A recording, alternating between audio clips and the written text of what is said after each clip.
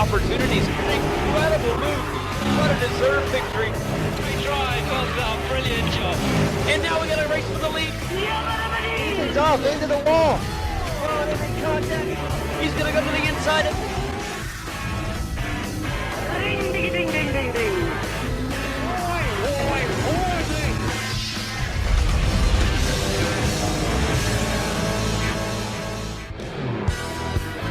Hello, race fans, and welcome to Week 5 of the V8 Supercar America Series presented by V8s Online. I'm JD Smith. With me tonight to call all the race action will be Kane Kraft.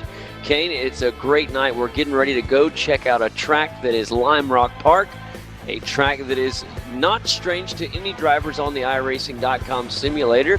It is one that comes with your introductory pack, I guess you would call it, your rookie pack, and it is a track that a lot of these guys have spent a lot of time on, which means we're going to have a lot of experience here. Even though we don't race here quite a lot in the V8, it's going to be a big night. Lots of things to look forward to in week number 5 as we get closer to the halfway point in our final season of 2015. Kane, how are you doing this evening, buddy? It's good to be here for week 5 action. It is, after missing last week due to some family health issues. It's good to be back. Lime Rock Park has been a favorite of mine, especially whenever I was new, and I had like 3 choices to drive on the road tracks. This was definitely one of my favorite ones to cruise around in the Mazda and race those guys. It was always a lot of fun. So it's going to be interesting to see these big bad V8 Supercars going around this track. It's going to be a lot of fun. It may sound silly, Kane, but I really do enjoy Lime Rock Park's rural setting.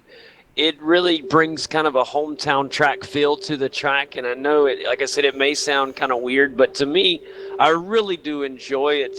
This track is really a beautiful track. You have the foothill mountains in the backdrop. It's just a little something different from what we normally see week in and week out, so it's a little bit of a treat, and I believe it's going to provide some good racing.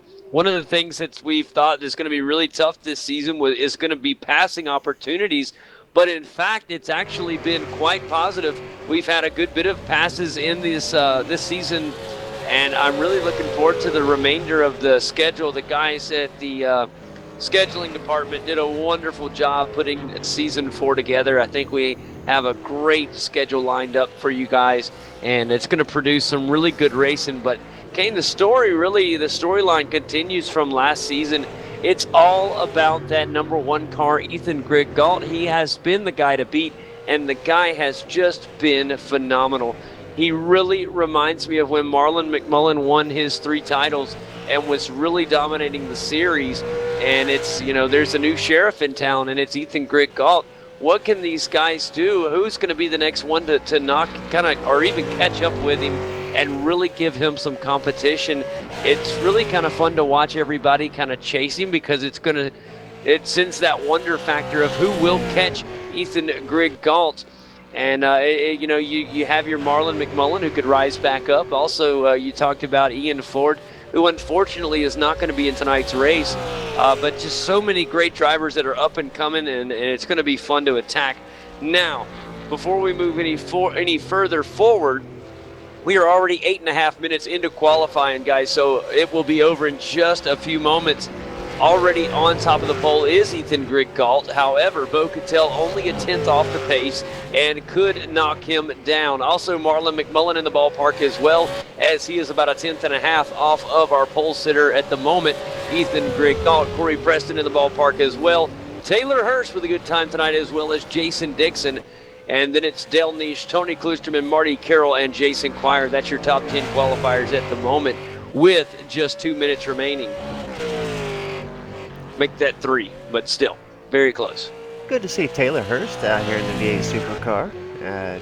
Boy, trying his luck in the V8 Supercar. Boy, is it really good to see him out here, Kane. I tell you, he's got the number 13 car on the window, and of course that means that if, according to iRating, he's expected to finish around 13th, but according to his qualifying time, he is 5th fastest right now. So obviously you can't tell everything by those car numbers, really can't.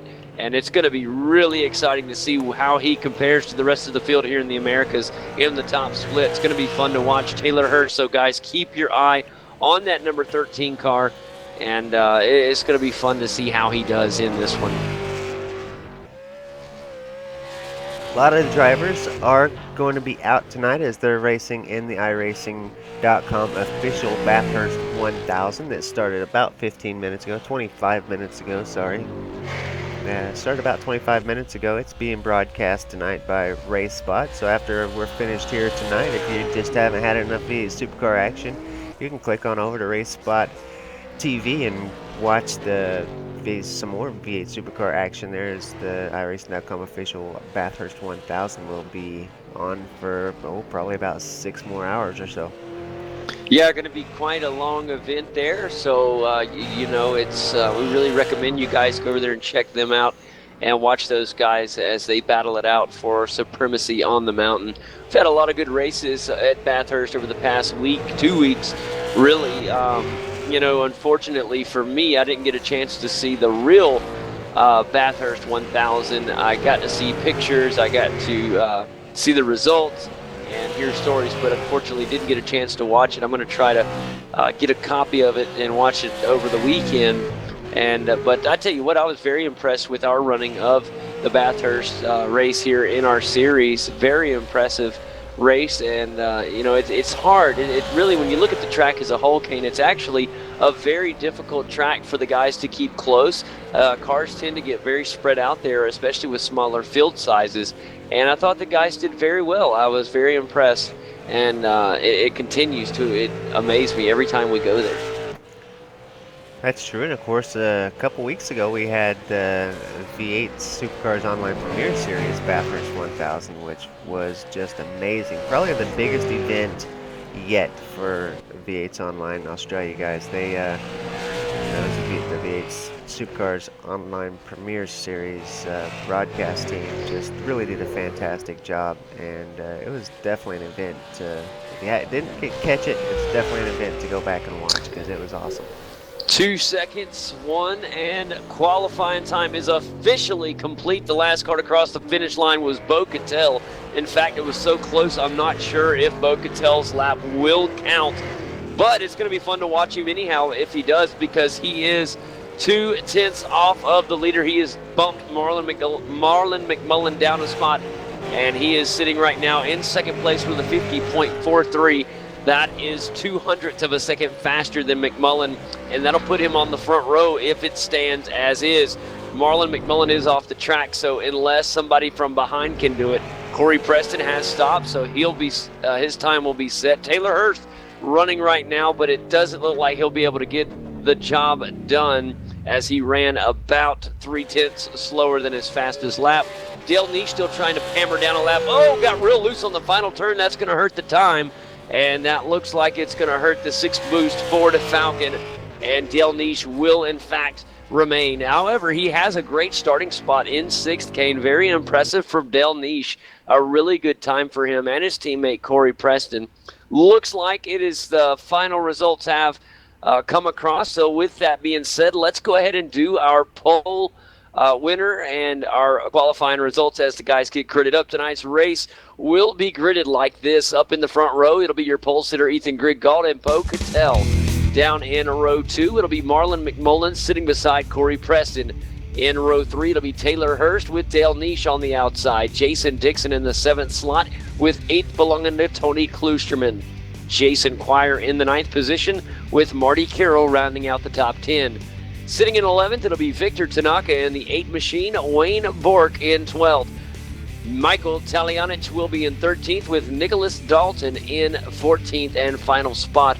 That is how our cars will line up, guys, as we get ready for tonight's race. Remember, Kane, as every week, we always have to give out our livery of the week. I'll be looking at the cars and checking them out to see what we have available. And, last week I had to give it to the SDRT car. So we'll be, or the week before last, shall we say. So we'll keep an eye on that as the race goes along. But let's see what happens. Can the story change this week? Will we see somebody knock Ethan Griggauld off of perfection through 4 weeks, guys. Can he make it 5 in a row? Stay here and find out. We get ready to race right next. Yeah, these guys should be ready to go here pretty soon as the final cars are gridding up. We're going to get a light very soon.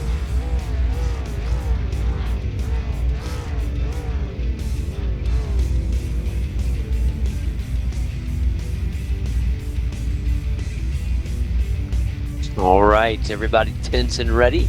Final car has gridded. So in about 3 seconds, we should see lights. There it is. Cars revved up. Sparks are flying out of the backfire. And let's go. Watch that rear wheel spin as we go green. Guys staying pretty much right in. Very clean start for right now as we head down into turn 1. Things could get a little bit dicey, and so far so good. Ethan Grigg got out of an early lead. It's the Austrian machine in second of Bo Cattell. In third, Marlon McMullen with Corey Preston sliding in fourth. Back in fifth right now, Taylor Hurst finds his spot. There is a battle right now as Tony Klusterman finally falls in behind the 6-boost machine of Dale Niche. And after that, we're single filing out throughout the field. There is a nice side-by-side action for the moment with the SDR team, and here comes Victor Tanaka in the Mobil 1 machine. These guys battling it out. Here comes the Osram car out on the inside. He's going to try to make a move, Kane, as he comes down, works it. It's nice and tight. It's the 8 machine that's trying to hang on here of Victor Tanaka. He's trying not to lose that position, and unfortunately for him, Wayne Bork with a beautiful move to move up a spot. Yeah, up ahead, Michael Talianich, great job to get up ahead of those guys. Talked to him earlier this week to say exactly how do you pronounce your name? And he says, just call me Kiwi. Man, I tell you what, Wayne Bork already working on another victim. It is Michael Talianich in the SDRT Holden, the 14 car doing everything it can to remain in 11th position for the moment. And we will see what happens because here he comes. Whoa! And I tell you what, the Osram machine really had to get on the brakes heavy there as he was coming up on Talianich. And right now, it is still a great battle here in the back of the field. Let's take a look, Kane, a little bit further up the field and check out what's going on. It's still a lead right now from Ethan Grigg Galt, but loads of pressure from Bo Cattell early in this one. Yeah, Bo Cattell doing a great job to keep up with Ethan Grigg Galt here at the start. And he's right there on him, so this is going to be a great race to watch, as you know that Bo Cattell probably has the greater experience here, but Ethan Grigg Galt has just had some great speed. Woo! Bo Cattell getting a little slippery there coming out of the turn. Yeah, Kane, noticing tires must not have enough heat in them yet. He's trying some pretty aggressive driving, and unfortunately for him, the car not staying under him nice and firm. It's actually sliding around a bit more, and it cost him some time there. It created a little bit of a gap for Ethan Grigg Galt, which concerns me. As we know, Ethan gets out in fresh air, and that is the danger zone for the rest of the field. Yeah, it looks like Bo's doing a pretty good job reeling back in, though, so far. It looks like he's starting to make some of that ground back up, and he might just catch back up to Ethan and take that fresh air away. Yeah, if he can calm down, get the car to get the grip under him, watch the wheel spin, I think he'll be just fine. He obviously had tremendous pace in qualifying, and I think he'll be fine. We're just going to have to watch it over the long haul. Remember, guys, 39 laps is the distance for tonight's race.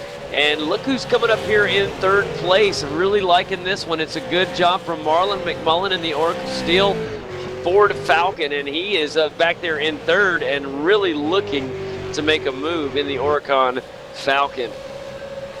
Back in fourth place, it is Corey Preston. I want to mention Corey for a minute, Kane, but first we got a side-by-side battle. Here comes Jason Dixon trying to make a move on Taylor Hurst. He's got the pass done on the inside. Beautiful job through turn 1 here at Lime Rock Park, and that is a great job to bump up into the top 5 for Jason Dixon. Taylor Hurst giving him plenty of room there. Newcomer to the V8 Supercars America Series. I think, pretty sure this is his first race ever in the V8 Supercar America Series, so being extra generous there, giving Jason extra room, and that's going to be a smart move because it's going to keep him up in 6th place, and that's a heck of a run for your first time in the America Series. Back to what I was mentioning a moment ago about Corey Preston, Kane, last week that we were broadcasting in week 3. Corey Preston, really impressive performance, if I recall. It might have been week 2. But we were talking about him having his demons with, that bad incident each and every race that he gets in. He has to end up fighting back twice as hard. And he's really been focusing on that. I've been very proud of him. And he's, as always, he's always had good pace. But when you hurt yourself and fall back, it makes it worse. But he has done a really good job, and I'm curious to see if the 7 car can hang on tonight and perform without having to battle against himself. Because if he can stay up here with this pack, I mean, right now he's currently in 4th, and he's also got my attention as well. Really loving the banner on the 6-boost Ford Falcon. It's a V8's online logo, and that is something I like to see. Love the support there from the 6-boost team. Man, almost really loose coming out of that turn. I've seen several folks coming out of the final turn here and really catching some of the dirt, overriding the runoff area there. And the guys are really lucky not to get too loose, getting on that gravelly dirt sand area. And they're kicking up a lot of dust, and maybe it's just visuals over performance, I guess. All right, checking back up front, what we talked about earlier, guys, has ended up hurting Beau Cattell. Ethan Grigalt has found some clean air, and he is on a mission to make this thing get put away early, and Beau Cattell doing everything in his power to make sure that does not happen. He wants to get back up there and really give some pressure to Ethan Grigalt to see if he can force a mistake. Kate, I believe it can happen. He can get back up there, but he's got to focus on his race and not what's happening in front.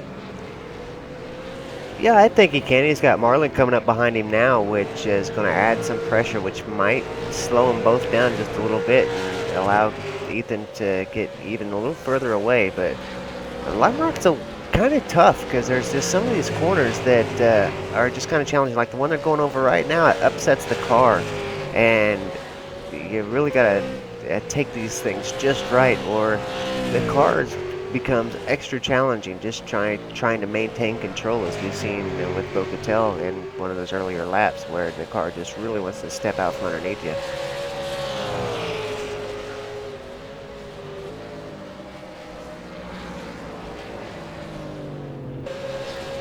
Yeah, I tell you what, watching these guys coming across the final turn here, if you get a good camera at some point in the race on the curb there, you'll see what I'm talking about with that runoff area. Some of them running really wide. They're coming out wide open down that hill, and it's just a worry spot for me. We always have that one spot where we see at least a car or two spin out, and I'm afraid it's going to cost somebody in a moment. Jason Dixon a little loose coming from up over the hill, and he was putting some really good pressure on Corey Preston. Corey's got to be a little worried now because Jason Dixon has officially caught him, and the pressure's going to be on. But Taylor Hurst really impressing me as he is stuck with Jason Dixon ever since letting him around a couple laps ago, and he is just right there. Yeah, he's glued to him, Kane. In fact, I'm looking at this. It's about to become a 3-car race as they're up there with the 6-boost machine of Corey Preston. And are watching right now as they're really getting up here, getting with the Sim Spec Ford Falcon. And right now, Jason Dixon is trying to escape the threshold of Taylor Hurst's pressure. It is very close. Oh, Corey got loose right there. It's going to cost him a position. In fact, there they go on the inside. It's a pass for Jason Dixon, and a very nice one indeed. Here comes a rebound move from the number 7 6-boost machine. He comes down on the right side, on the inside, the final turn. He's going to push him out to the edge of the curb, and it's a drag race down to the start-finish line. Who's going to get it? It's going to be Dixon who gets it and leads the lap, but down into turn 1, it's another shot from the 6-boost car. Contact is made, a little bit of a slide from the SDC, or Sim Spec SDC machine, and now he's in danger of Taylor Hurst taking over. Here comes the 13 car. He's not going to be able to do it on the outside. He'll have to try again in a moment. But what an incredible change of hands back and forth between Corey Preston and Jason Dixon, and Taylor Hurst involved as well. Yeah, fantastic race back there for the 4th position with Corey. Corey managed to take that back with just a little bit of contact, just a scrub on the side of the cars. But I expect we'll see Jason catch back up with Corey, and we'll see that kind of intense action there again here in just a lap or two. Man, all that fun has brought some more things to our attention. Here comes Tony Klusterman in the SimAbility machine, Kane. He's coming to the party as well. He's in 7th. Back in 8th, Dale Niche coming as well. So another 6-boost Falcon coming to the party as well. It's really starting to tight up between positions 8 all the way up through 5. All right, make that 4. Ooh, a little bit of contact there from Dale Niche right into the back of Tony. It's pretty hard, but it was just a little rear ender. These guys will get through it okay. No major issues. Go ahead. No, you're good. I tell you what, right now, Dale Niche, very impressive and very aggressive. Wow, he did it again, a little bit of a bump, and it almost hurt Dale Niche that time as he got a little bit loose and he straightened everything out, but he is really wanting to get around Tony Klusterman, and he's got some confidence here. I really like to see Dale Niche when he has some confidence, and you can tell he is driving with loads of confidence here.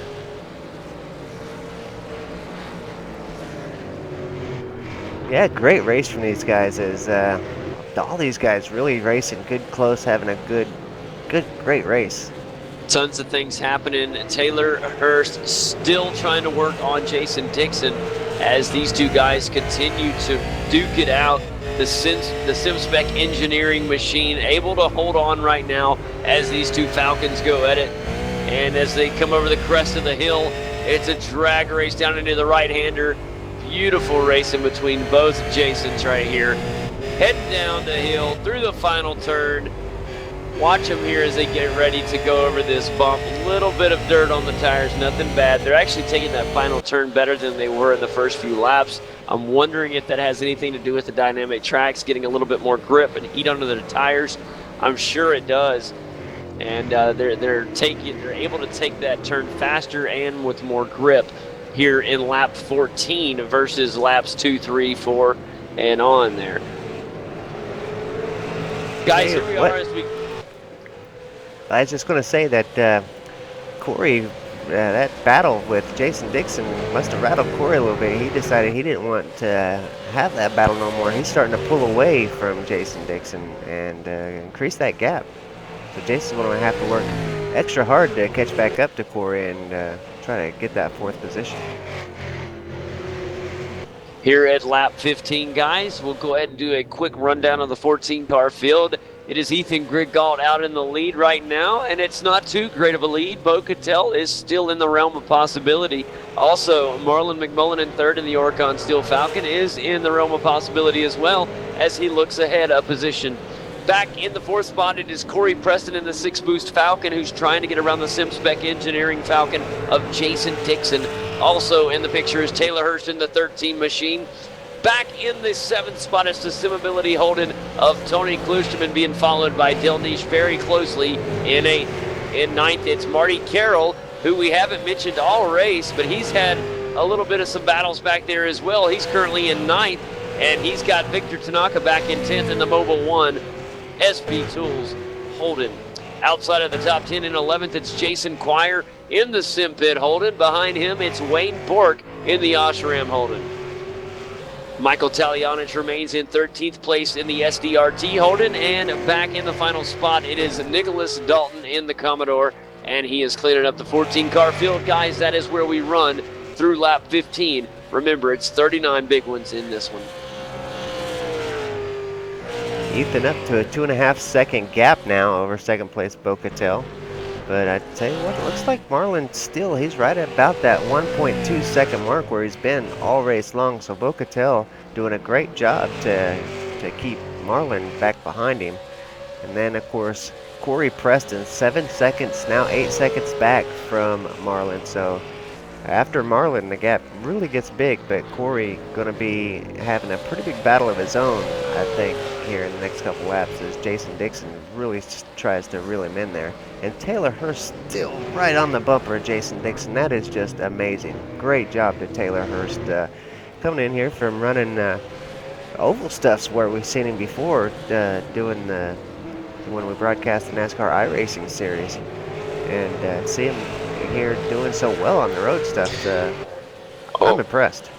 Kane, here we go. Got a 3-car battle going on right now. Marty Carroll has caught the 6-boost Falcon of Del Niche, and he is working mighty hard right now on getting that position. In fact, it looked like Del Niche was about to get ahead of Tony Kloosterman, and that's when Marty came into the picture. And right now, these two are really starting to go at it. In fact, I was actually thinking we were about to see things get really dicey again between them. They're going to go side by side down in drag race. We can see 3 wide. We won't. We're going to see an inside advantage from Kloosterman. Can he get the grip on the inside? He will. Will it stick? That's the question, and it will. Marty, I thought he was going to take an advantage as Niche was forced to the outside there, and he was unable to get in there, but he's working hard. Marty with some good pressure right now from that spot right behind the 6-boost Falcon. You got 3 cars duking it out, two Falcons behind a Commodore, and whoa, I tell you what, Del Niche has taken some funky lines, Kane, and he gets on the curb and on the outside. You saw him get a little loose right there, and somehow he doesn't seem to lose time. Even though he gets loose, he continues to push forward. I don't know how he's doing that. Yeah, that's amazing. It seems like every time coming up over that hill, when the car kind of lifts up off the ground a little bit, he gets a little squirrely, but he manages to keep it under control. That's got to be scary. Man, it's really scary. It's I don't know if he even knows he's doing it. Rumor is that the grip here is really, really good here on this track this weekend. So these guys having lots of grip to work with here tonight. They are having to. Right now, Marty Carroll with an opportunity as the 6-boost machine of Dale Niche worked it, trying to go around the outside of the Simability machine and just could not get it done. And I thought we would see Carroll poke down to the inside, and I think he's waiting to jump on that opportunity, kind of like a mongoose in the snake. You know, he's just waiting for the right opportunity.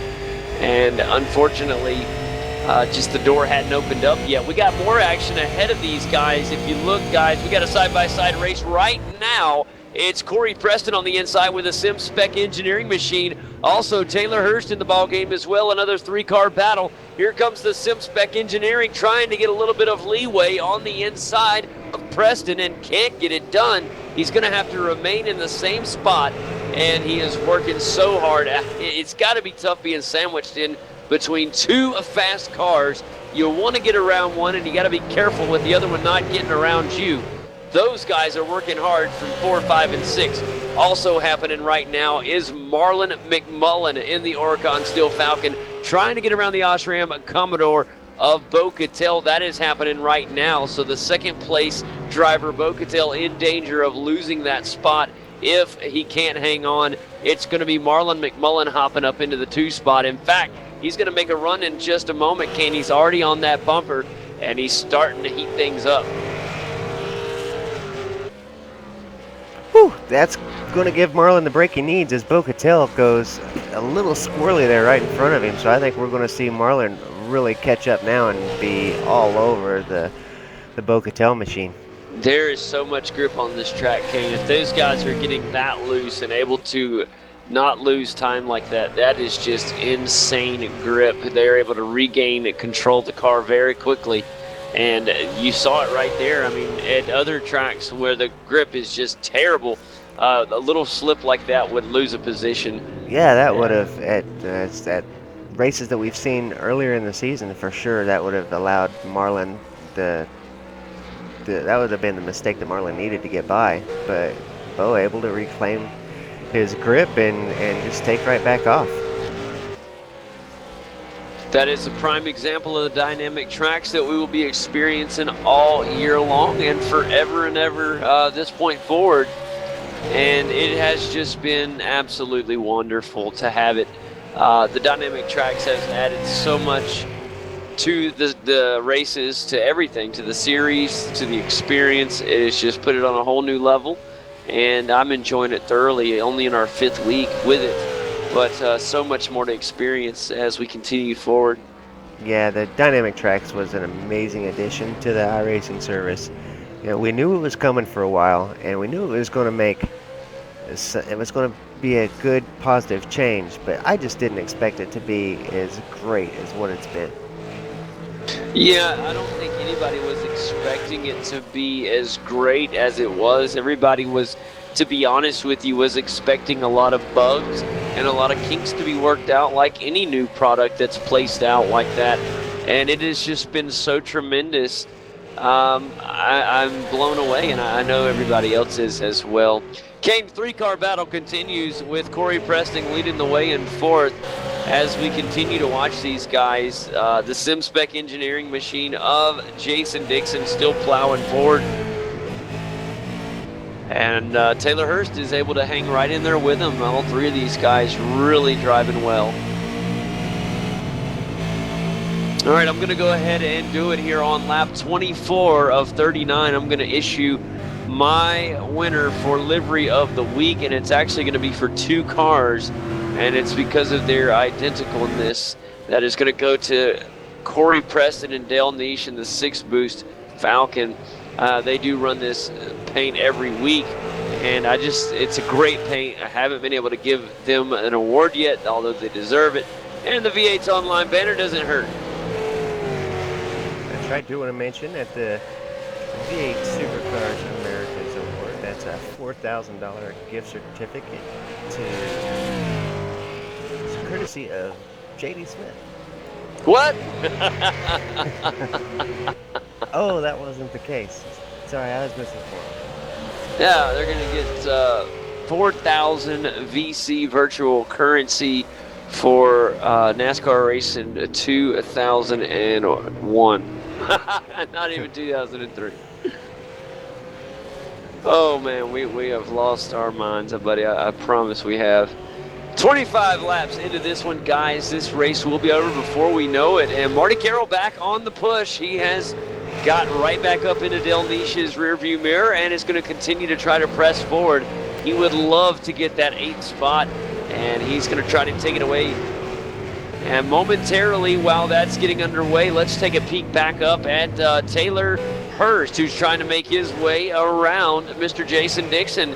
And not far away as those continue to battle it out. Okay, what's happening up at the front of the field is amazing. Here comes Marlon McMullen.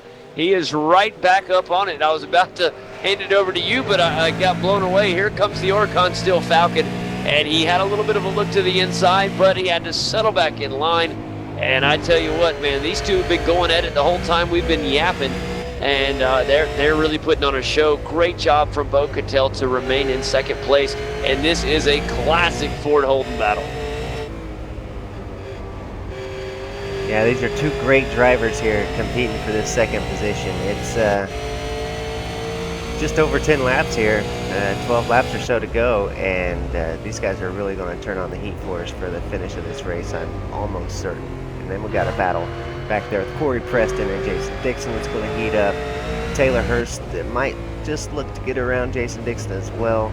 And we got Dale Niche back there battling with Victor Tanaka. We got a lot of great races going on right now. Yeah, it's really fantastic. Don't go anywhere, guys. And we want to thank you all for coming in. For all our viewers that are watching live, thank you so much.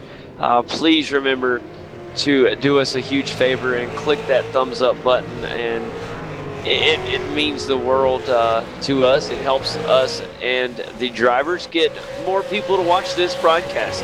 Also, if you're watching this after it's live, we really need you to hit that thumbs up button. It helps just as much, if not more, after the fact. And comments, as always, guys, are always appreciated. Let us know what you like about the broadcast, what you'd like to see added to it, or something that we could change, or anything. Your opinions are really appreciated. It really helps us grow, and we appreciate everything you guys do. Y'all have been just tremendous supporters of the broadcast through the years, and we're continuing to broadcast this series, and we love doing it. But right now, guys, lap 28 of 39. We'll be at 10 to go before you know it, Kane. Bo Cattell still hanging on to the second spot. There's a little bit of space. However, the three-car battle between Corey Preston, Jason Dixon, and Taylor Hurst continues to mount up. Whoa! A little bit of a scary moment there from Jason Dixon, as he has, I tell you what, Taylor Hurst is right on the bumper, and Jason Dixon had to kind of get on the brakes quickly, and I was afraid we were going to see a little bit of contact between the two. As a great job from Taylor Hurst to be aware and to be able to get on the brakes quick enough without making contact with that car in front of him, the SimSpec Engineering Falcon. And right now, it's a big trouble. Warning, warning, look out. Here comes Jason Dixon. Preston is in danger of losing the 4th spot. Something happened. He lost a tiny bit of speed, and that allowed Jason Dixon to get right in the picture.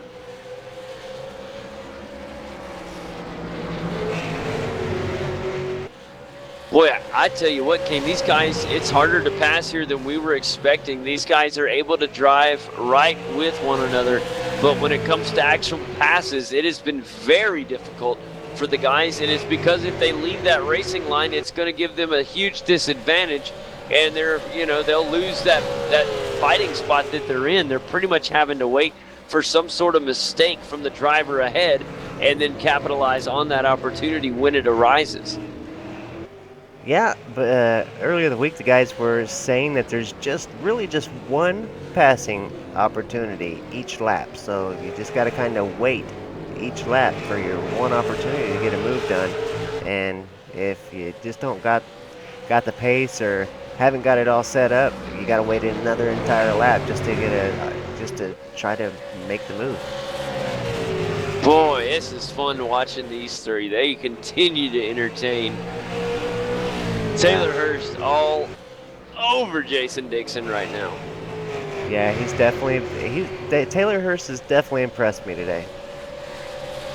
Oh yeah, I'll be honest, was not expecting a performance out of him like this. Very, very impressed.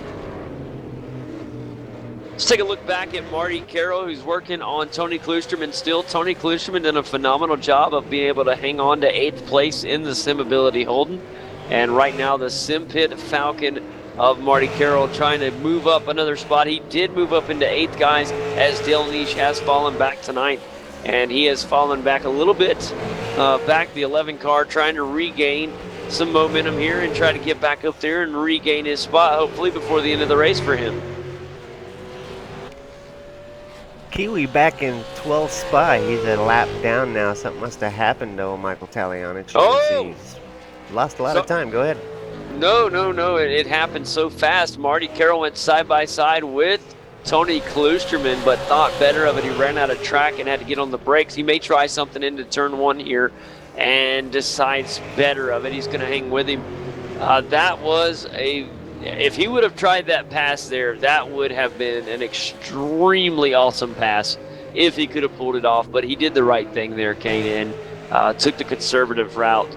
If something went wrong there, which could have happened very easily, it could have ended him and Tony's race. Oh, Tony got real loose. That's going to put him side by side, but Tony's still on the inside.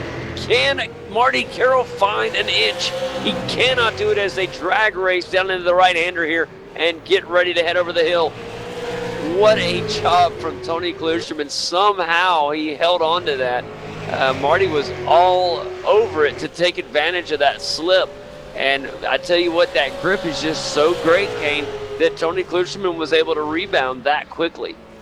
That is amazing, because these guys, every time they've gotten loose, they've just been able to get the car right back under them and lose very little time at all. I mean, virtually lose almost no time. It's that incredible. I've never seen anything like it.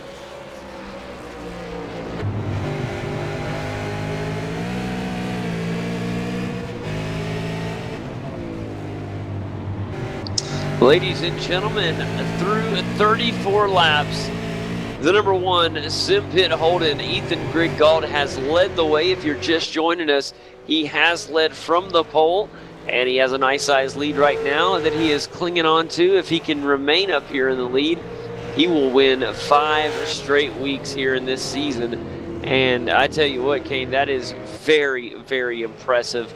I don't want us to overlook that. That is a really, really big accomplishment.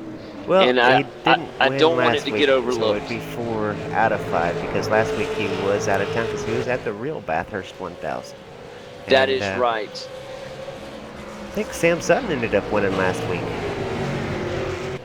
That is right, Kane. I was thinking, I was not counting last week. You're absolutely correct.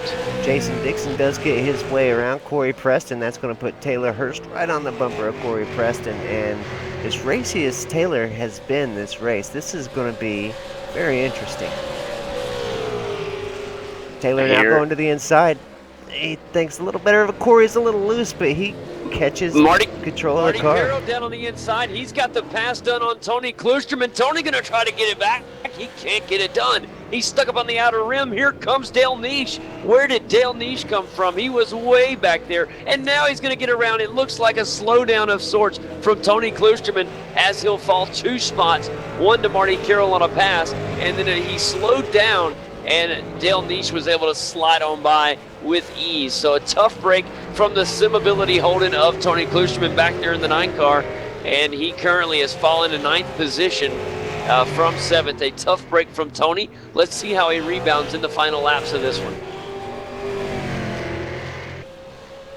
Wow, tons of stuff happening all at once there, buddy. That's just how it goes.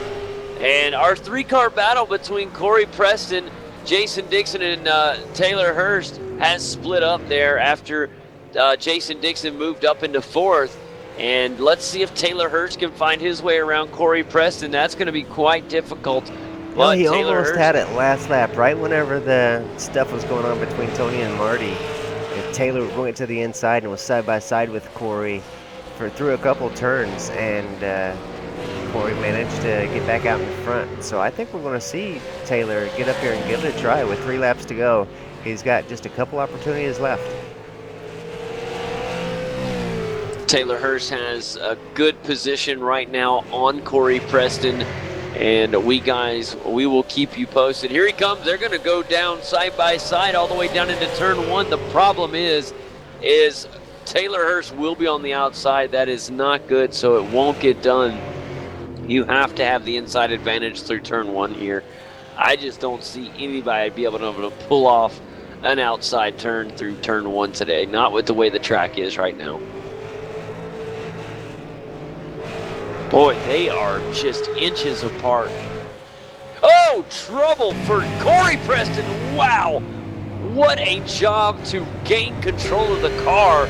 I thought that was going to be the end of the day for both drivers. Oh, my goodness, what a save from Corey Preston. His car got real upset. Now they're going to go side by side. This time the advantage will go to Hurst. He's going to go through the final turn here, and they're going to drag race down into the start-finish line. And it looks like Taylor Hurst will get bumped up another spot. Great job right there. The inside. That's going to allow Corey to go to the inside. Ooh! He slid it down into turn 1, Kane, and somehow found some grip. He's going to remain in there. They're going to get contact bumping through turn 2. And what a job from Corey Preston to regain 5th place. I literally was about to say welcome to the top 5, Taylor Hurst. And here came the rebound from the 6-boost Falcon of Corey Preston. What a job. Ethan Griggold has crossed the line. That's going to put him on the final lap here at Lime Rock Park. Wow, so much excitement. We didn't even realize that the white flag is out. And this is our final lap. Bo Cattell looks to be in a good spot to come across for the 2nd spot on the podium. We'll notify you if that does change.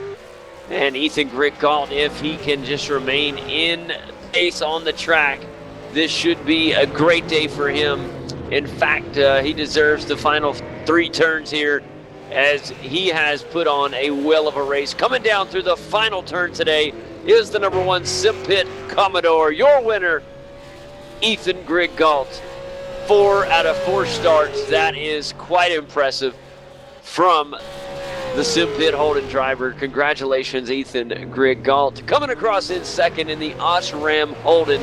Give it up for Bo Cattell. What a job from him.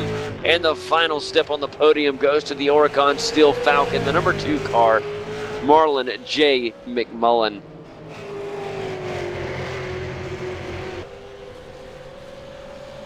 All right, guys, look back in the 4th spot. Take a look at some of these results. How about the number 5 car today in the SimSpec Engineering Falcon? Jason Dixon comes across in 4th. And guess what? Coming across in the top 5, Corey Preston. Sixth place goes to Taylor Hurst, who had just a remarkable run today. Very impressed with the 13 car. And we go down to the 7th spot finisher. It will be the Sim Pit Falcon of Martin Carroll. A great performance from him. Wayne Bork, he really slid up there through the race and didn't get enough camera time at all. He started back in the 12th spot, finished in 8th. Jason Quire finished 9th.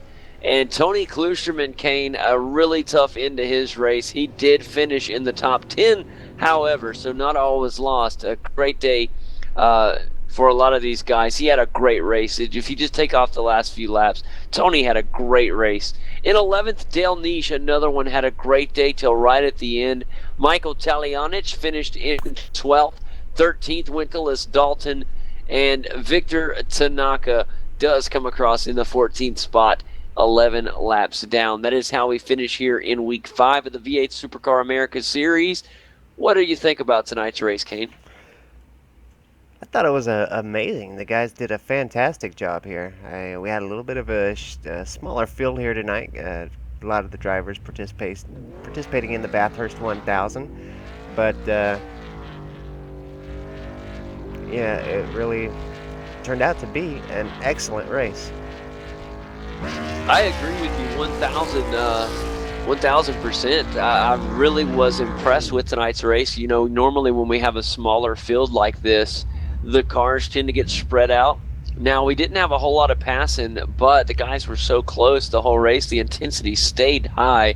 And when we did have a pass, it meant just that much more. So really impressed with Lime Rock Park. Very good job. And I would like to go look up more stuff at Lime Rock. Just some events there. They do a good bit of stuff throughout the year. Kind of a track like Road Atlanta. It's a track that does a lot of little events through the year, and they usually have one or two big events. Like Road Atlanta, I know they do the Petite Le Mans there, and that's a big event and for them. And you know, but I do a lot of little events too, and I noticed Lime Rock Park does the same. They have a lot of little events, but they have a couple big events there as well. And you can actually see them. I've seen them on TV. They get televised, and it's just great to see that, because it really is an awesome track. I really love the layout, and if they had enough grip like they did in today's race, Kane, wow! I mean, it was like they had stick 'em down there on the tarmac, and those cars were glued to the surface. What a save. We go back to that save by Corey Preston. I really thought that was going to end the race for him and Taylor Hurst. Thank goodness he was able to save that. Really, really incredible save. Well, guys, let's get ready. Let's pack it on in and get ready for our post-race show. I want to welcome everybody.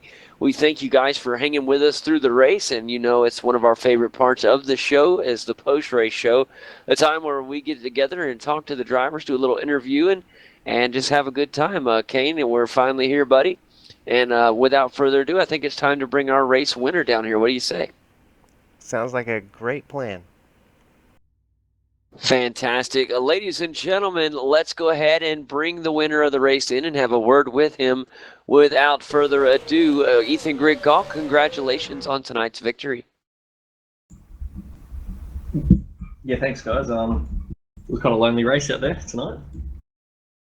It was up there in the front, and it was an incredible race throughout the field, but what a good job tonight, because let me tell you, Bo Cattell had great pace tonight, and at the beginning of the race thought he was going to give you some trouble or hang up there with you like we saw with a lot of other battles on the track tonight. But a little bit of separation was created early in the race, and once you caught up in that clean air and he got out of that direct mirror and off that bumper, you really, really put a beautiful race together, and he was unable to get up there with you. Another great performance, Ethan. This is 4 starts this season and 4 wins. That is a very big accomplishment, and it's fun. We want to know how long can this streak go. Yeah, it's a great start to the season so far. It's just a bit of a bummer that I missed out on last week's Bathurst, but as you know, I went to the real Bathurst, which was pretty amazing. First time I've ever been there, but yeah, I'm hoping to continue this form and pace, and I'll try and keep up there this season. I tell you what, we talk about your racing each and every week. We don't get a chance to talk about a trip to Bathurst. Let's tell us a little bit about your experience at your first ever Bathurst, and just kind of fill us in on what you did and what you thought of it. Oh yeah, it was pretty much 5 days worth of camping outside Turn One, and about every weather condition known to man came through as well. So yeah, that was a bit of fun. It was yeah, the on-track action was awesome. It's great actually going there and seeing the track for real, and being able to pick up points at the corners, since laser scanning iRacing same as real life. It's just awesome to be there and see it for real. It's got to be. You mentioned you camped for 5 days. What did you camp in? A little shitty tent, which I plan on not camping it again. Hey man, you do it, and it's roughing it. But if you love racing and you like to have a good time, you wouldn't change it for the world, man. I know. Kane and myself, we do the same thing. We go to Talladega last year. We're going to do it again next weekend, and it's just a killer time, man. Yeah, it always is. That the 4 days I spent there are some of the best 4 days I've had in my life. So yeah, I'm looking to go back pretty much every year now. That's right. Make it an annual thing, Ethan. But again, congratulations on tonight's race. And I tell you what, I am looking forward to watching this streak and seeing how long it can go before somebody knocks you off. Well, I'll make sure to do all I can to make sure that doesn't happen. That's what I like to hear, buddy. Keep up the good work, Ethan. Really very impressed with your performances lately. They have just been phenomenal. Keep up the good work, buddy. Thanks, guys. Have a good one. Absolutely. That is Ethan Crick-Gault, guys, your winner tonight with an amazing performance out front, and just really impressed with him lately. All right, he is defending his title well, and we just got through talking about the trip to Bathurst. Let's bring in the guy that was up there and was able to hang with him for a little bit. Let's bring in the second place driver, Bo Cattell. Bo, welcome to the post-race show. It's good to see you, buddy. How are you? Yeah, good boys. How are you? Man, I'm wonderful. It's really good every time you make an appearance here in the Americas. Like I said, we're happy to have you. Let's talk about tonight's run. Got to start on the outside of row one, and thought you were going to be able to hang with Ethan Crick-Gault there and give him a good battle for a while. You hung up there for the first lap or two, but a little bit of separation was created. What happened after that separation? Yeah, like the car was really good. I sort of hadn't done too many laps, which I'm sure Ethan hadn't either. But yeah, I stuck with him for the first couple of laps, and I was just making mistakes. And he sort of pulled out, 3-second margin, 4-second margin, and sort of from halfway on, I felt like that margin wasn't getting any bigger, so I'd sort of found the sweet spot. But yeah, it was sort of too late. You're never going to be able to catch 4 seconds around this track. It's sort of a tenth a lap, if that. It was impressive, especially near the end. You had a lot of pressure from Marlon McMullen and did a wonderful job of making sure he stayed in the rearview mirror. How was that? Yeah, it was really good. We sort of took different lines through a few of those corners, which made it a bit hairy. So he'd sort of, I think it's turn 2 or 3, he takes a really narrow entry and I take a really wide entry, so it made it a bit exciting. But no, it was really good. That it did, because I kept for a second, I'd think that he was trying to make a move, and he was just taking a different line than you. I always thought he kept trying to get on the inside of you through there, but really good job, Bo, in coming in here and getting in and being able to hang with the legendary already Ethan Crick-Gault, and just falling off a little bit there, and then being able to make a statement by staying in front of Marlon. A great run. Yeah, thanks, mate. It was, Ethan made a mistake. I think it was turn lap 2 through the last corner, and I thought, bloody hell, might be able to get past him. It's pretty hard to pass here, and I had a good run, but then I went off the track as well, sort of trying to get a good run out. So that was my chance. Go on, yeah. I saw that, and unfortunately, those chances here don't come very often. And so it was just one of those that are hard to swallow, I guess. But a great run, man. You guys, both of you, really had a great race today. Obviously, you finished first and second, and but yeah, man, it's good to see you. When do you think you'll make your next appearance here? I'm not sure. What's the track next week? I knew until you asked me. Let's find out. I want to say it's one that I've been looking forward to. I don't think we're at Interlagos quite yet, but I got it in about 3 seconds. If you'll just hang tight with me. Well, while we're waiting on that, what did you think of Lime Rock Park today? Yeah, I actually really enjoyed it. It's one of the hardest tracks to drive this car around because you've got to not hit the curbs, but you've got to basically touch them just so you don't run wide and drop a wheel off the outside and put it in the fence. It's very precise. We'll have a little bit different next week. It's Suzuka circuit, the Grand Prix configuration, the big boy, the F1 configuration. So 32 lapper too at Suzuka. What do you think about that? Yeah, it's not my cup of tea, that track, but I might jump in for a bit of fun, but I don't think I'll be too competitive. It's a tough track, and I've always struggled with it. It's a very difficult track for me, and some people do very well there. But to me, it's just always been, there's so many different types of turns there, and I've just never been able to peg it down. Yeah, that's it. It's a bit of a time issue with me lately. Like a track like that involves hours and hours to sort of get on the pace, and I don't sort of have that time during the week to practice anymore, so it makes it a bit hard. Well, I tell you what, buddy, if you want to come and jump in the race, it would be great just to have you here, man. We always enjoy having you here, and thanks for coming and having a chat with us. No worries at all, guys. Thanks for the broadcast. Absolutely, my friend. That is Bo Cattell, everybody. Second step on the podium tonight. A really, really great run. Let's bring in the guy that was right behind him, finished on that final step. A good run from Marlon McMullen tonight. Marlon, welcome to the show. How are you this evening? Yeah, not too bad, thanks guys. Not too bad. About yourselves? Doing really good. And tell us about your race tonight and just kind of how the car felt, the grip load, that whole 9 yards. Yeah, no, the car absolutely felt great throughout the week.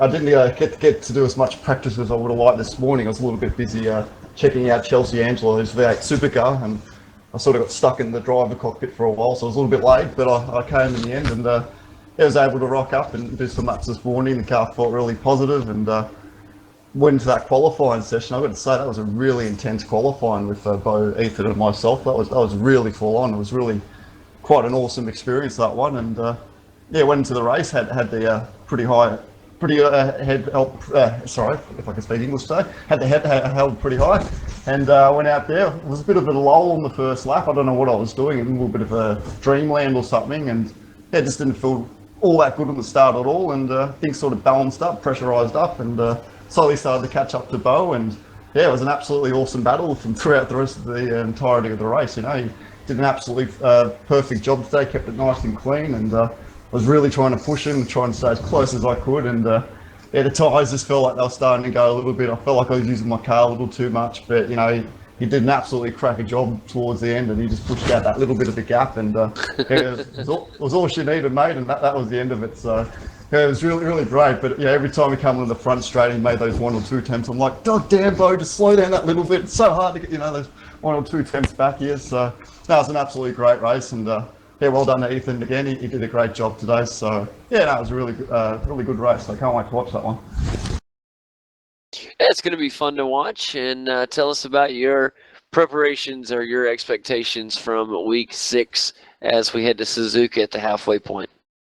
Whoa, Suzuka, I love that track. Yeah, it's one of those really great, you know, obviously it's a Formula 1 old school track. Everyone knows Suzuka, and I know every time we go to Suzuka, my eyes just perked up and my ears perked up as soon as you said it. I just love the place, man. It feels so, it's such a technical challenge with this car if you can get around there and get your head sort of around it, but it's a really rewarding place, and it's such a long lap, and there's so many corners you can get it right or get it wrong on. So we'll see what that next week brings, and hopefully there's some pit stops because pit stops always add a bit of spice into it.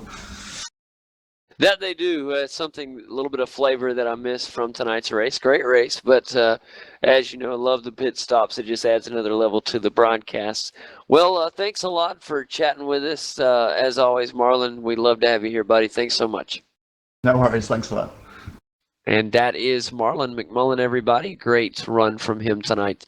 Let's go ahead and bring in next to the show Mr. Jason Dixon, who had a really impressive performance tonight. Jason, welcome to the post-race show. How are you tonight? Yeah, apart from being a bit sick, I'm pretty good. Thoroughly enjoyed that race. It was great. Man, I tell you what, I don't know what it is with you guys. All of y'all get sick and come in here and race great. I don't know how you do it. Get sick and you have to concentrate like that. It's amazing. We hope you get better, though, and I was just going to tell you, man, what an impressive run tonight. I was very, very impressed with your run.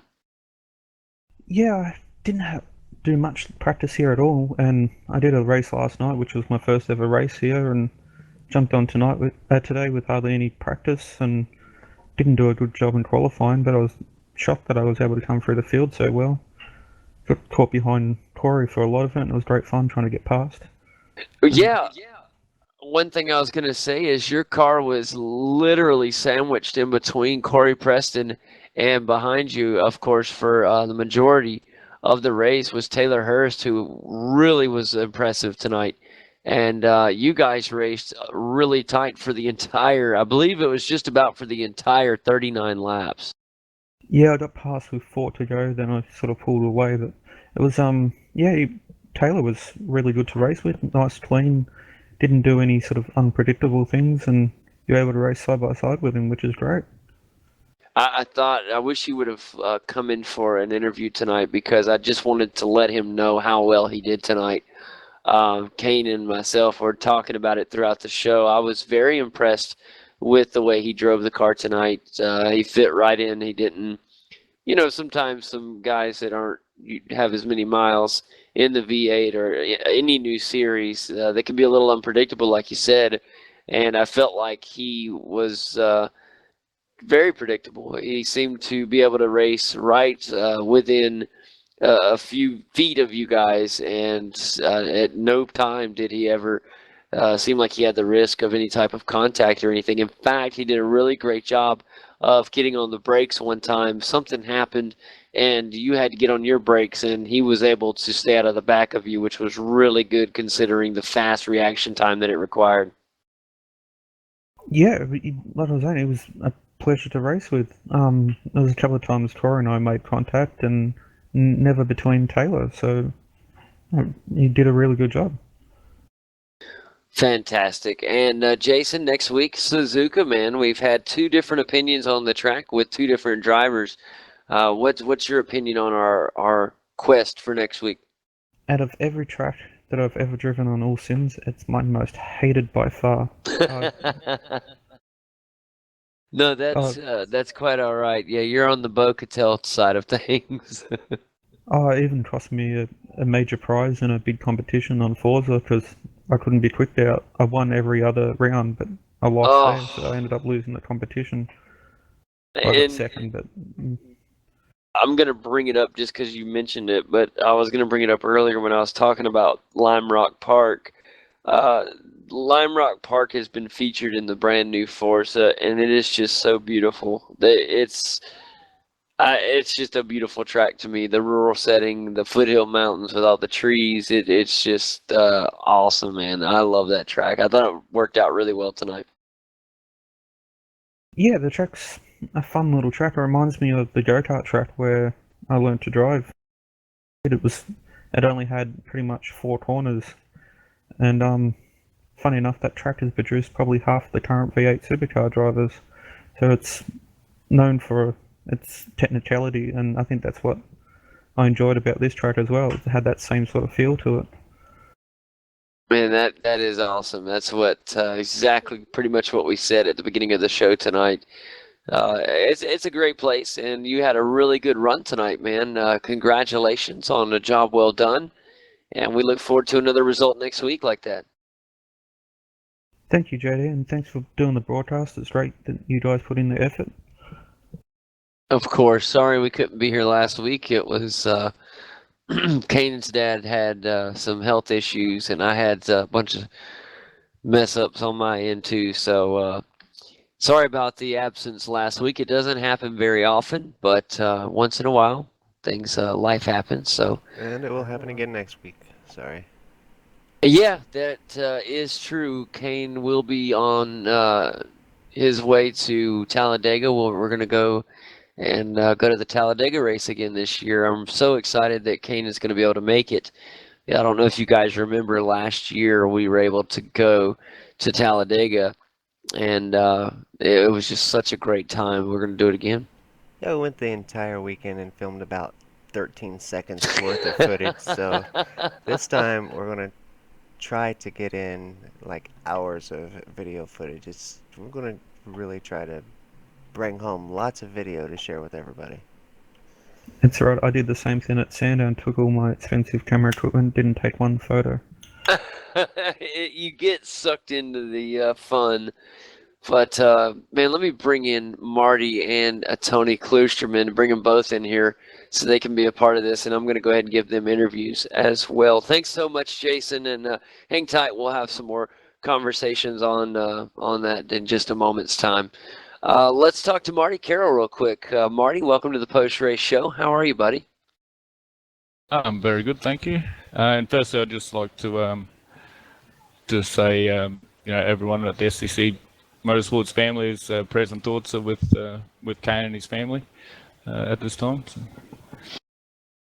Thanks, buddy. I Yeah, appreciate thanks, that. And let's talk about your run tonight, Marty. I really was impressed with some of the driving you did tonight. Got yourself in some great positions, and this track looked well. It didn't look. It was extremely hard for anybody to pass tonight. The track looked like it was just about impossible to make a move, and you had several great runs and was able to really track down a two-car battle and get yourself involved and move up, and that was just very impressive. What were your thoughts on how the car was for you tonight? Well, big shout out to the boys for taking the workload this week. I've been quite busy with stuff going on at home, and so I haven't had a lot of track time. So basically, qualifying was warm up for me. So it took a little while to get dialed in to the track, but I love Lime Rock. It's a good little track, and it induces that good close tight racing. It was a great battle for the podium spots and a great battle for 4th, 5th, and 6th, and then couple of old fellas and me and Tony, put on a pretty good battle there towards the end. So, and big shout out to Dale too. He was part of that 3-car that I was involved with, and it's good fun, and it induces that type of close knit racing, and you're millimeters away from putting it in the fence and wiping out your competitors and stuff, and that's what you're so on edge, and it's so exciting, and there's no time to breathe, really. You get a little short straight, and then next thing you're into turn one again. And so, for myself, it's quite enjoyable. Big congrats to Ethan out front there. And, had a tremendous race once again. So, but, big shout out to the boys for building me a hot rod this week, and, but served pretty well. Well, congratulations on a job well done, buddy. And we were all talking, trying to get the opinion of the field, I guess.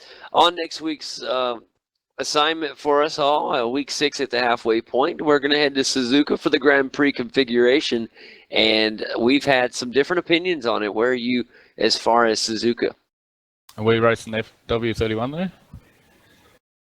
They got the V8s there next week, my friend. Yeah, well, with a lot of the Grand Prix tracks, when you put these tin tops on them and stuff, like they're quite a wide tracks, and they have good heavy braking zones, so it does induce a lot of passing and stuff. They do tend to spread the field out quite a bit, but what are we, 32 laps there, so it'll be a pit stop race and stuff, so it'll be a good bit of strategy involved into it, and you need a good balance of a car that sort of would have suited Lime Rock, but then would also suit somewhere like Watkins Glen as well, so with the high speed and low speed corners as part of Suzuka. So I'm a fan of the track. But these tin tops are always challenging when you go to those big Grand Prix circuits. It adds a little something extra as well. You're absolutely right. But it's going to be fun. We got some really good tracks right after that with Brands Hatch, which is an amazing track, one of my favorites. Twin Ring Motegi, and then Interlagos, which is we got several Grand Prix tracks coming up over the next few weeks. So it's going to be an interesting. I thought they set up the schedule quite nicely. But Marty, it's always good to see you perform well, buddy. We wish you the best next week at Suzuka. Yeah, thank you again, guys. Yeah, got to shoot off now, so well done to everyone for the race. It was quite enjoyable, so thank you. Gotta say, you don't sound nearly as old as you're made out to be. I mean, It's you good, sound young like forever, you're like less young than and hard. 40. But I mean, I thought you was gonna be coming in here and choking over your false teeth. Oh, That'd be me. I just turned 60, boys. there he is. There's next on the list. Let's bring him in now as he chimes in. Perfect time and a great segue. Good job, Tony. Let's welcome Mr. Tony Klusterman, Thanks, ladies Marty. and gentlemen. Yeah, thanks a lot, Marty. Since he has to go, we'll go ahead and say our farewell to Marty. Thanks again, brother, and we look forward to next week. Pleasure, guys. Thank you. And that is Marty Carroll, everybody. Great performance from him tonight. Let's talk with Tony Klusterman, who is right there in that part of the field as well. Tony, how are you this evening? Very well, JD, but I'd give my kingdom for a half gallon of gas.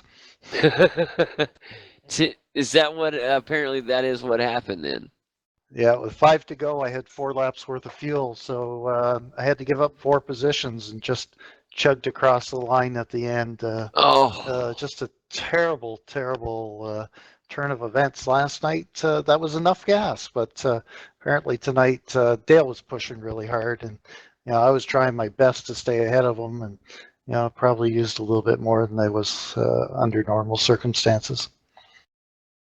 Man, that is just such a bummer. Really a great run. And of course, when you watch the broadcast back, you'll hear we were talking about just how well you were doing tonight, and had a really impressive. The car looked great, Tony. Everything looked good, and we didn't know what happened there at the end. I was like, did he catch a slowdown or two, or what happened? But that definitely makes sense. And man, I tell you what, just a tough luck. Yeah, it is, but you know what? It's part of the learning process, right? And I've resigned myself to the fact that you got to pay your dues in this car, and once you've paid them, it'll pay off. So I'm still very, very pleased. I think that I had a pretty good performance tonight. I'm sure Dale was maybe a little bit frustrated with me. It's a tough place to pass, but I wasn't giving up any positions easily. No, and that was what was so fun about tonight. Was a pass was worth so much tonight. There was not a lot of passing out there. It was everything that anybody could do just to gain an inch on somebody. So when we did see passes, it was huge. Yeah, and I was being a little bit careful. Jason and Corey and Taylor were really going at it there, and I didn't want to get caught up if something happened, if you know what I mean. Yeah, absolutely. And like I said, just a crazy race, crazy turn of events. And what's going to be the strategy, I should say, as we get ready for next week and our halfway point at Suzuka, buddy? Well, I like Suzuka, but as Marty said, I'm not so sure that this car, is matches Suzuka very well. But I hope to make the event. I have to be out of town on business next week, and I have a flight coming back Friday. So let's keep our fingers crossed that the airlines don't mess up and I can make it. Oh my goodness, yes, we will definitely do that for you, man. We know how those airlines can get. Hope you had a happy Thanksgiving. Well, Tony. thank you very much. Yeah, we had Thanksgiving last Monday, and we had good weather for it. But we're expecting a little snow tomorrow, so Whoa, that's not good. Whoa, snow. Now there's something I haven't heard in a while. We don't see much of that where I live, so that would, man, I tell you what, snow. What is that, anyways? Well, I hope it just falls on the ground and melts right away. So it's too early in the year for that for me. Yeah, it's Ten. too early here too. We get quite a bit of snow, but it's usually much later in the winter. Yeah, we still have a summer to come yet.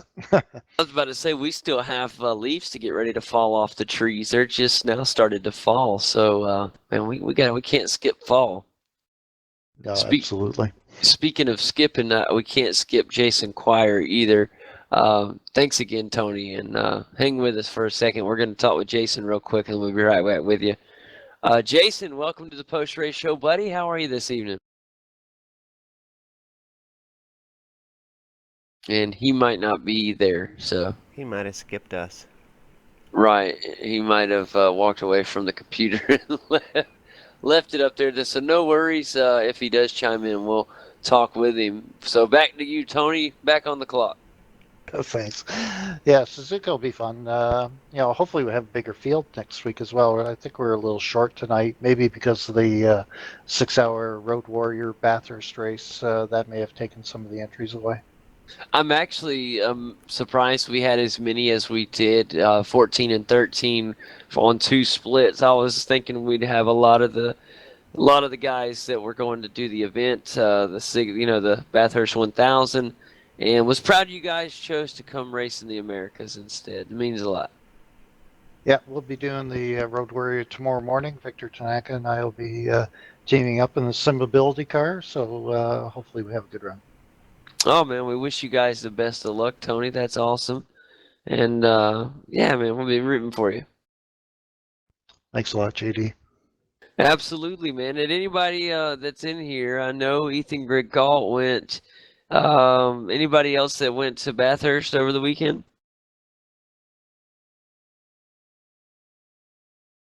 I'm gonna take that as a no.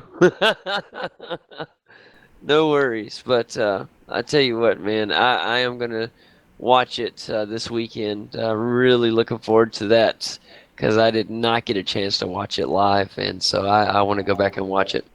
It was an exciting race. I got the Super View package just so that I could watch it, and I've found myself ever since going back watching the Whoa! other races. So it Hold on a minute now. Super View is back? yep. Oh, wow. No, that is huge because it was gone. It wasn't gone for long though. They brought it back at the beginning of the season. They just kind of was slow getting it going. Oh, okay. See, I thought they were discontinuing it and it was heartbreaking. I managed to see the race this week as well. There is a website where all the V8 races are broadcast a day after the event. So Fantastic. See, I need to get the down low on that. I'll send you a PM. Sounds fantastic. That's great news. But man, because really I have not had a chance to watch hardly any V8 Supercar races all year, and it's been quite a bummer. And what I used to do is with the V8 Superview is NASCAR would end in November, and we'd be raceless until February. So what I would do is use the time between November and February. I would buy the Superview package because it is, all the races had already happened, and so I could go back and watch all the races on my time. I didn't know who won anything, and it was just so cool because any day of the week I could watch a race. I could watch half a race and watch the rest tomorrow, and it was so fun. But I thought they had done away with Superview, so I was really bummed out. So if they brought it back and they still do that deal where once the season is over, you can get it for $10, and it was worth every penny. Especially being able to watch it on your cell phone. Yeah, I don't think they'll do it for that cheap just because I noticed that they didn't do even the endurance rounds cheap like they used to do. It was like Oh, it was like $29 or something or $20 for the endurance 3 races, and then it was like $29 for the entire year, so I spent the extra $10 and got the whole year's worth of stuff. There's always prices going up, fellas. Ain't that the truth, huh? Which it was $39 Australian, but it ended up converting to just $29 for us and for the dollar. So I didn't realize the conversion was quite so drastic. Yeah, that is quite drastic. Fellas, does anybody have anything that they want to bring up or bring to the attention on the broadcast of anything in the upcoming talks of sim racing or anything?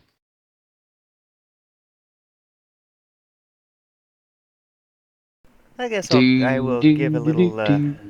Gonna I'll sing a give an song. update on my dad, since so he had to miss the broadcast like last week for it. He was early last week. He had a heart attack. It was a pretty serious one. He had been going on for about a week. He'd been having pains in his chest and stuff. But my dad, just a super tough man. He just didn't realize that it was a heart attack apparently, because he'd been having shoulder pain already from a problem he had with his shoulder, and he had shingles earlier in the year, which caused a lot of pain. So he just wasn't certain that it was his heart, and so he just kind of let it go for a week. And so finally, they got in, found out that it was a massive heart attack, and that he had let it go so long that now they, of course, got his blood flowing again. They gave him some stents and stuff to open stuff up. It's about 2 years ago he had quadruple bypass, and the scar tissue from that had closed off all four of his major arteries there, and so they had to stent him back open and got his blood flowing, but the damage was done. He had lost about 80% of his heart strength, so he's only got about 20% of the strength of his heart that he's working on now. But they let him out, and today I go into work and he's in there running a saw. He's cutting out a wall in the new office that we just got, and yeah, so even with just 20% of his heart working, he's still going strong. Wow. Well, Kane, I'm really happy that everything is okay right now, because that is some scary stuff, buddy. Yeah, he is just tough as nails, and at 20% his heart strength would probably keep a lot of people down, but he won't stop. And we are going to have to change completely the way that we do things. I don't know if everybody knows, we build houses for a living, and our houses are kind of unique because as the general contractors, we do our own tile, we do our own hardwood floors, our own painting. Everything that we can do, we do ourselves. That way we can control the quality. We really try to build a good high quality house, and the more that we do ourselves, we can keep control of that quality. And so now we're going to be doing less of the actual work ourselves, but we'll just be overseeing things just quite a bit more than what other builders probably would. We'll just be on the job every day overlooking what's going on to try to keep that quality high.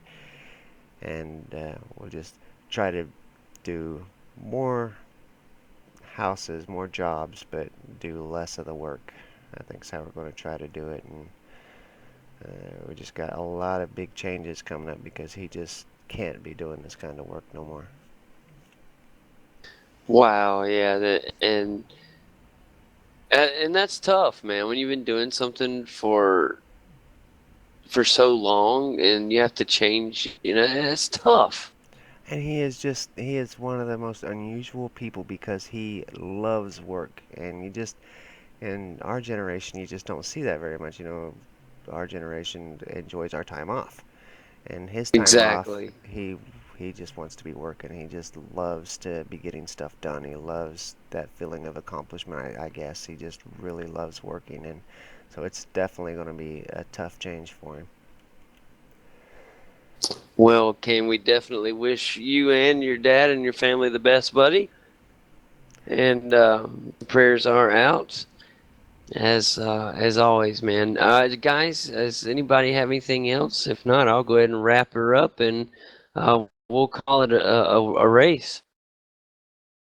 And that's exactly what we'll do. What a great race it was. It really was. It's a great one, and I want to thank everybody again. Thank all our drivers for coming and having a word with us in the post-race show.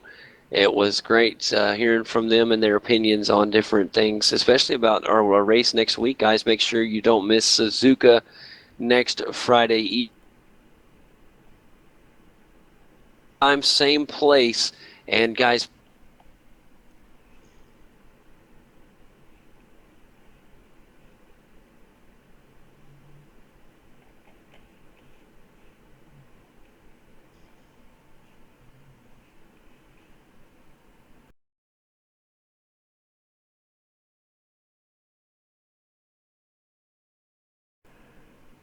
Well, as we've lost JD there for JD's connection dropped, I'll just finish it out. We will see you guys not next week, as I'll be out of town and we'll be visiting Talladega Speedway.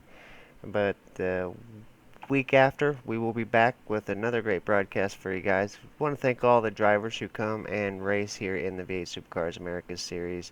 Without you guys, it wouldn't be nearly as exciting of a broadcast as what we have here. And we appreciate you guys coming, talking with us after the race, and just the participation is it's great here in this series, and we love broadcasting it. Great to see you guys doing so well. As man, what a great race tonight. And we will see you guys in a couple weeks. Until then.